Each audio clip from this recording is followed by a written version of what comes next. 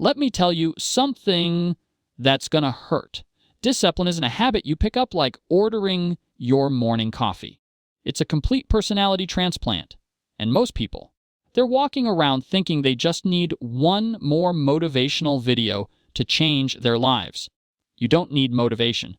You need a funeral. A funeral for that version of yourself that keeps whispering sweet lies in your ear. The one that says, you deserve rest, or you've done enough for today, or my personal favorite, maybe tomorrow. That voice. It's not your friend. It's your executioner slowly killing the beast you were born to become. So buckle up, because this isn't your typical feel-good story. This is about identity death and resurrection. This is about becoming someone you don't even recognize in the mirror. Think about it, you've been sold this beautiful lie that discipline is some Instagram-worthy morning routine. Wake up at 5 a.m., drink lemon water, read 10 pages, meditate for 20 minutes. Post it on social media with some aesthetic filter. That's not discipline. That's performance art. That's decorating your life instead of actually living it. Real discipline, it's war. It's crawling through your own mental battlefield with bloody knuckles while nobody's watching.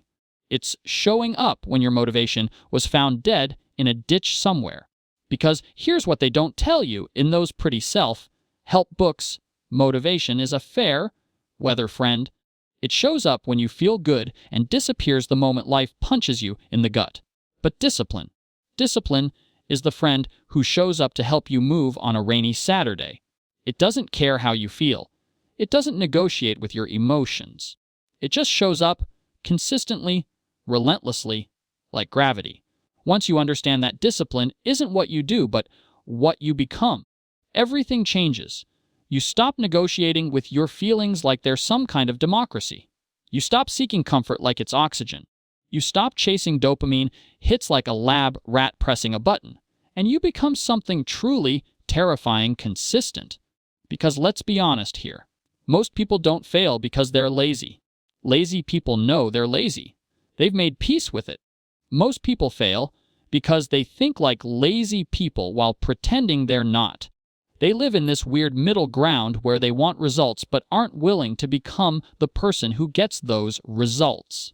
Change how you think, and you change who you are. It's that simple and that brutal. Let me paint you a picture of what real transformation looks like. There's this guy named Curtis Wall Street Carroll. Yeah, that's really his name now, but it wasn't always. He grew up in Oakland, bouncing between homeless shelters and the streets. Couldn't read until he was a teenager. Started robbing people before most kids lose their baby teeth. By 17, he caught a murder charge. Life in prison. Game over, right? That should have been the end of his story. Another young black man swallowed by the system. But something happened in that concrete cage. Something broke, and something else woke up. He taught himself to read, using whatever books he could get his hands on. Then, and this is where it gets crazy, he taught himself the stock market. From inside San Quentin.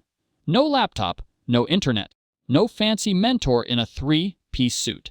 Just him, some old financial newspapers, an obsession with becoming someone new. You want to talk about building discipline in an impossible environment. Try developing self-control in a place where survival depends on fear and impulse, where showing weakness can literally get you killed. But he built it anyway, brick by mental brick. Not because some guru told him to, but because he got sick and tired of being the same version of himself over and over again. He stopped identifying as a criminal and started identifying as someone who could master his own mind. He became so disciplined, so focused on transformation, that other inmates started calling him Wall Street. That nickname stuck so hard, he legally changed his name to it. That's what real change looks like. Not a glow up, not a TED Talk, not a before and after photo. A man in a cage who turned his life sentence into a strategy for becoming unstoppable. He looked at his environment, literal prison, and said, "This is a test, and I'm going to ace it. Your environment is a test. Your choices are the answer." You don't rise to your goals. When push comes to shove, you fall to the level of your systems. And here's the kicker that most people can't handle. Who you think you are is the only prison that actually matters. But here's what drives me crazy. about most people's approach to discipline. They think it's supposed to feel good. They think it's trendy, sexy, Instagram-worthy. They're looking for discipline that comes with good vibes and positive energy. Wake up. That's not discipline. That's dopamine dressed up in workout clothes. People think they're one podcast away from changing their life. One cold plunge session. One bullet journal.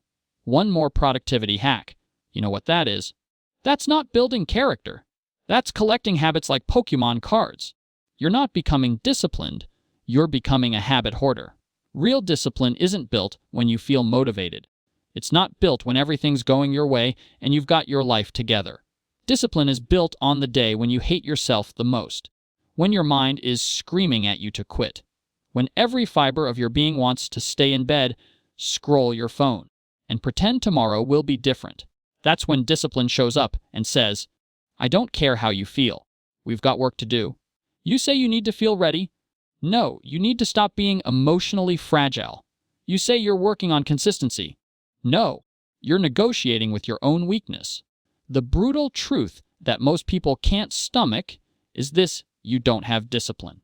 You have intentions wearing gym clothes. Discipline is doing the work when your mood is dead and your mind is screaming. It's showing up when showing up is the last thing you want to do. It's the voice in your head that says, I don't care what you want. This is what we're doing. So you want to become disciplined, not productive, not motivated, not inspired discipline. Then stop looking for life hacks and start implementing this battle plan. First, become the villain to your old self. Don't try to improve him. Don't try to help him along. Bury him. That soft version of you who makes excuses and negotiates with weakness. He's dead weight. Be the voice that says, we don't do that anymore. When your old self tries to hit snooze, your new self yanks the covers off. When your old self wants to skip the workout, your new self is already putting on shoes. Second, set a code, not goals. Goals are wishes with deadlines. A code is law. Mine goes like this: wake up before the sun touches the sky. Move iron every single day. Create more than I consume. No 0 days, period. You break the code. You pay. Simple as that. Third, remove options from your life. If it's not on the schedule, it doesn't exist. If it's not aligned with your mission, it's a distraction that needs to die. If it tempts your weakness, destroy it before it destroys you. Your willpower isn't meant to fight temptation all day long. It's meant to enforce decisions you've already made. Fourth, embrace the boredom. This might be the hardest pill to swallow, but discipline is boring. It's not aesthetic. It's not flashy. It's not content-worthy. It's brushing your teeth with purpose. It's making your bed like it matters. It's doing the same fundamental things every single day until they become as automatic as breathing. When you can suffer through routine without losing your inner fire, you've reached a level most people never even dream of. You become elite not because you do extraordinary things, but because you do ordinary things extraordinarily consistently. Fifth, train in silence. Nobody needs to know you're grinding. Shut your mouth and let the results speak. Loud results, quiet work. The most dangerous people aren't the ones posting their workouts on social media. They're the ones showing up every day while everyone else is still talking about showing up. Here's a line I want you to tattoo on your soul. Discipline is the muscle, identity is the frame, and pain is the gym where both get built. The most dangerous person on earth isn't the loudest or the smartest. It's the one who doesn't stop. That's it. Not talent, not luck, not connections. Relentless execution over time. Brick by brick, set by set, day by day, choice by choice. And when it gets dull, because it will get dull, when it feels like you're grinding for no payoff, that's exactly where most people fall off the mountain. But not you. Because now you know the secret. You don't need motivation. You don't need hype. You don't even need to feel good about what you're doing. You just need to remember one thing: you do it anyway. You get up anyway. You move anyway. You fight anyway. And slowly, like water carving through stone, the world starts bending to your will. Look, this isn't just about building discipline. This isn't about checking boxes off some productivity list. This isn't about joining the hustle culture and posting quotes on LinkedIn. This is about becoming someone you actually respect. Someone you don't have to apologize to when you look in the mirror. Someone who can meet their own eyes without flinching. Because here's the truth that most people choke on. You can't love yourself through lies. You can't build genuine self-worth on a foundation of broken promises to yourself. And you can't fake being someone who shows up. That version of you that you've been running from, the one that hits snooze 5 times, bails on workouts, scrolls through guilt, promises change every Sunday night, but never delivers by Wednesday, he doesn't have to win. But he will win. Unless you kill him. Not in one dramatic moment. Not with some motivational speech that makes you feel good for 30 minutes. With quiet violence. With ruthless repetition. With 1,000 little deaths called discipline. Not with comfort. Not with balance. Not with talking about what you'll do someday. With decisions. Every single day. You don't become new by waiting for the perfect moment. You become new by bleeding for it. By walking through the fire that everyone else runs away from. By choosing suffering on purpose because you know that comfort never made a champion. The identity you want, that beast you keep imagining when you're in the shower, that next level version of yourself who moves different, talks different, walks into rooms like they own gravity, they're already in there. But they're trapped, buried under your bad habits, suffocating under your self-pity, locked behind 1,000 tiny choices you keep avoiding. Every time you hit snooze, you feed the old version and starve the new one. Every time you skip what you said you'd do, you vote against the person you claim you want to become. Every time you choose comfort over growth, you're choosing to stay exactly who you are right now. You want to be someone new. Then suffer like someone new.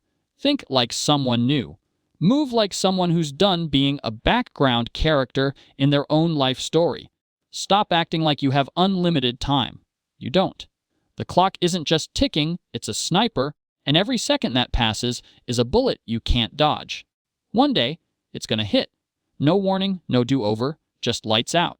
So, when are you going to get serious? When are you going to decide that this is your life, not your parents' expectations, not your boss's demands, not your depression's narrative, you're yours? When are you going to stop being a victim of your own choices and start being the author of your own story? Because at the end of the day, your future isn't just waiting around. It's watching. Watching to see if you're real or just loud. Watching to see if you mean what you say or if it's all just noise that disappears when things get hard. And there's only one question that matters now. The one that's going to echo through every room you walk into, every goal you chase, every moment you have to choose between who you are and who you could become. Will you be the one who goes and gets it? Or will you be the one who dies wondering what could have been? The choice is yours. Make it now. Then burn every bridge that leads back to your old life, because there's no going back. There's only forward, only fire, only discipline. Now move. If this hit you like a freight train, smash that like button, because that means you're ready for change. Drop a comment and tell me which part hit you hardest. I read every single one. And if you're serious about becoming the disciplined version of yourself, subscribe because we're just getting started on this journey to becoming unstoppable.